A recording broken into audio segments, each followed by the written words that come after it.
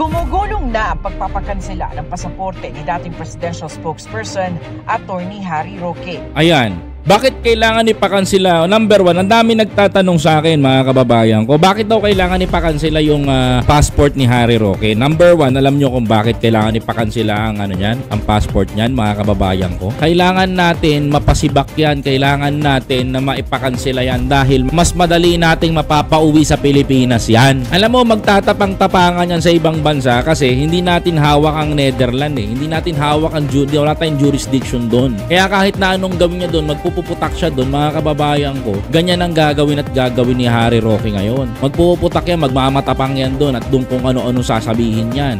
Alam niyo naman ang diskarte ng mga bakla, talaga mga maiingay yan.